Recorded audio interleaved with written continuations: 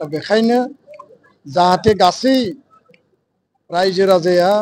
डेमक्रेसिनि गणतान्त्रिक देशनि भटिं जि राइट दङ बेखौ बिथांमोना जाहाथे एक्सारसाइज खालामनो हायो आरो भट केन्द्रनिफ्राय लानानै ल' एन्ड अर्डारनिफ्राय लानानै बाखि जिखिनि थासारि परिबेस दङ बिनि सायाव आङो दिनै उदिस लादों दुलाराय बर' फरायसा आफादनि आरो जोंनि गुबुन गुबुन वेल विजार्सफोरबो फैदों बेजों लोगोसे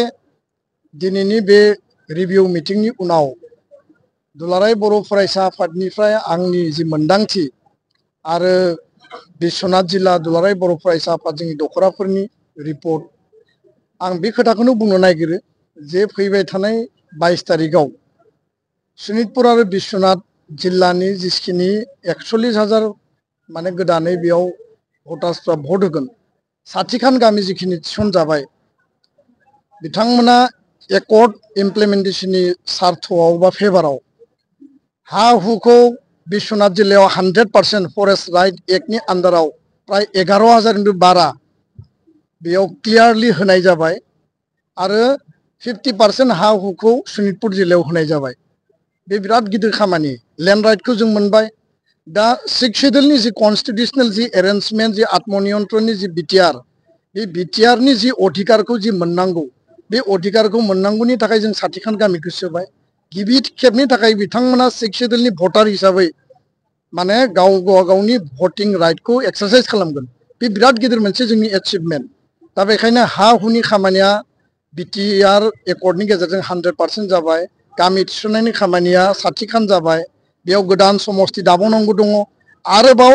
गामि प्राय 300नि बारा गामि सोबावनांगौ दङ जोंहा सिमलुगुरिसिम सिमाया थांनांगौ आरो प्रयोजनाव सिमलुगुरिखौ बिश्वनाथ जिल्लायाव 9खान गामिखौ दाजाबनानैब्लाबो माने बे सिमलुगुरिसिम सिमाखौ बारायनांगौ होननानै जों गिबि मन्थ्रिखौ बुंदों दा बेखायनो भिसिडिसि दानाय डिलिमिटेशन रायजो राजानि जि हप्स एन्ड एसपिरेशन जेराव 500नि बारा बेयाव शहीद जादोंमोन आरो शहीदनि गोथां थैनि बिनिमयाव जोङो बिएससि बिटिसि आरो बिटिआर जों मोनबाय दिनै मोनसे शान्ति परिबेस बिटिआरावनो जा गहपुरावनो जा बे गासै ओनसोलाव जों जि मोननो हाबाय बे गासै बिथिंखौ नोजोर बोनानै डेभेलपमेन्टनि गुड गभार्नेन्सनि एकर्ड इमप्लिमेन्टेशनाव 125 एमेन्डमेन्टआ फैनांगौ 100% जों बेखौ मावफुंनांगौ जोंनि स्कुल प्रभिन्सियेलाइजनि खामानिखौ जों मावनांगौ बे गासै खामानिखौ मावनांगौब्ला आरो एनादार टार्म एकर्ड सिगनेटरिनि जोंनो सरकार नांगौ आरो जायफोरा दिनै सरकार सालायबाय थादों बिथांमोना दिनै 3.5 बोसोरल' सरकारनि टार्माव खामानि मावनो स्कप मोनबाय कर'ना भाइरासनि टाइम डिसेम्बराव इलेक्सन पार्टिनांगौमोन सेप्तेम्बराव पार्टिबाय आरो बेखौनो नोजोर बोनानै जातीय सार्थखौ सिगाङाव लाखिनानै दुलाराय बर' फरायसा आफादा जोंखौ जाय जेखि बुङा मानो जोंनियाव बिकल्प लामा गैया खारन 2005आव जों हाग्रामा महिलारिखौ सापर्ट खालामदोंमोन 15टा बोसोर हाग्रामा महिलारिनो एबसु बिएलटि बर' रायजो राजा बिटिआरनि रायजो राजाया एकर्ड इमप्लिमेन्टेशननि थाखाय बिथांनो मदद होदों बिथाङा कंग्रेसजों थाबाय बिजेपिजों थाबाय सरकार सालायबाय बे 5 बोसोराव प्रमद बर'आ बिजेपिजों लोगो नांनानै सरकार सालायदों आरो जोंथ' लुबैदोंमोन इउपिपिएल आरो बिपिएफ ज' जानायनि थाखाय एबसु साहित्य सभा गासै 16टा आफादा जों हांख्रायदोंमोन हाग्रामा महिलारिया फैयाखिसै प्रमद बर' बिथाङा रायलायफैबाय दा बे बिथिंखौ नोजोर बोनानै जोंहा रावनिबो सायाव गाज्रि बुंनांगौ गैया आं रावखौबो गाज्रि बुङा आरो बुंनोबो लुबैया जातीय सत्ता जातीय स्वाभिमान जातीयताबादखौ लानानै जों खामानि मावदों किन्तु 5 बोसोर जोंनो सम नांबावगौ जाय एकर्डखौ 100% मावनांगौ खारन आसाम एकर्डआ 40 बोसोर जाबाय दाबो क्लियारलि मावफुंजायाखै आरो बेयाव बै समाव आसु आरो एजिपिनि मोनसे कोअर्डिनेशन गैयिनि थाखायनो दिनै बे दफाफोरा बिथांमोननिया आद्रा जादों जों लुबैयाखै आरो बेखायनो आं खावलायदों जे गहपुरबासि बिश्वनाथबासि सनितपुरबासिया एकर्डनि फेभाराव जायफोरा सरकार सालायदों आरो नेक्स्ट टाइमाव सरकार दाबावनो थाखाय बे दोलोनो आरो बे बिजाथिफोरनो गहपुरनिया धनस्रियाव बिश्वनाथनिया रौतायाव आरो माने सनितपुर राङापारा माने नोङो भालुकपुं एरियानि बर' रायजो राजाफ्रा हरिसिंगायाव भट होगोन आरो बेखायनो आं खावलायदों जे गहपुराव बिश्वनाथाव सनितपुराव बेयाव पावार पलिटिक्सनि खोथा गैया बेयाव पलिटिक्स फर पलिटिक्सनि खोथा गैया बेयाव जाति दानायनि पलिटिक्स एकर्ड इमप्लिमेन्टेशननि पलिटिक्स आरो रायजो राजाफ्रा एकर्डखौ 100% मावफुंनो थाखाय मोनसे क्लियार सेन्टिमेन्टजों भट होनानै दिल्ली आरो दिसपुराव मेसेज हरगोन जे बर' आइ आफा रायजो राजाया गहपुर सनितपुर बिश्वनाथाव आरोबाव गामि हाबजाबावनायखौ लुबैयो आरोबाव एकर्ड इमप्लिमेन्टेसन खालामनायखौ लुबैयो गोजोन्थों मोनसे आबुं आलादा राजखान्थि हान्जा जाय समाव बिपिपिएफ दादोंमोन एबसुआ रल लादों जाय समाव इउपिपिएल दादोंमोन एबसुआ रल लादों बिपिपिएफ निफ्राय बिपिएफ जादों जाय समाव बड'लेण्ड पिपल्स पार्टी बिएसि नि समाव बिपिपि दादोंमोन बिनि उनाव प्रग्रेसिभ गावस्रादों दुलाराय बर' फरायसा आफादा मोनसे गोरोबथानि उनाव बे काउन्सिलखौ जि आत्मनियन्त्रणनि जि सिक्स शिड्युलखौ गभर्नेन्सखौ सालायनो थाखाय पार्टी नांगौ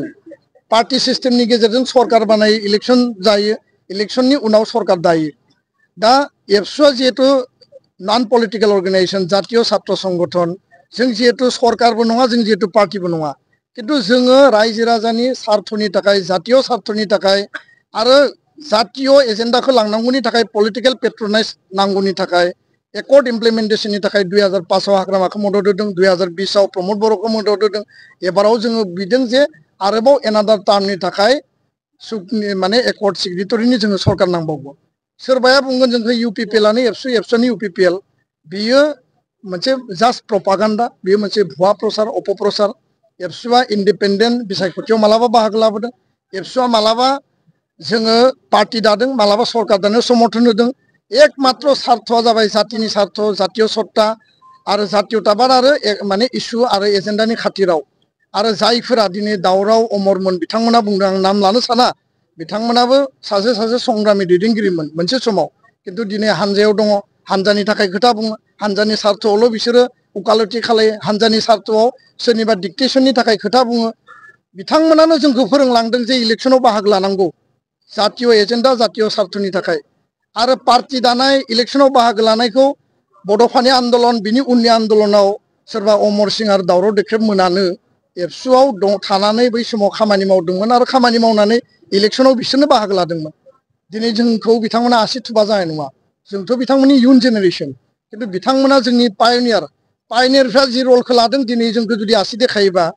जातीय एजेन्डा जातीय इस्युखौ सोर फुलफिल खालामगोन बे खोथाखौ बिसोर सानाबासिनो गावसोरनि इन्टारेस्ट गावसोरनि स्वार्थ आरो सेल्फ इन्टारेस्टखौ लानानै जायफ्रा खामानि मावदों बिथांमोना बे खोथाफोरखौ बुङो आरो हाग्रामा महिलारनि जि खोथायाव बाथ्रायाव जिफोर दङ बे मोनसे मुखास्थ' स्ल'गान बिनि बादै बे जेबो नङा आरो बे स्ल'गानखौ गोदानै बे बुंनाय बाथ्रा नङा बे थांनाय 15-20 बोसोराव बेखौनो बुंगासिनो दङ बेखौ लानानै जोंहा गोसोआव गाज्रिबो मोननाय गैया बुंनांगौबो गैया आं नोंथांमोना सोंनायखाय बेखिनिखौ फोरमायबाय।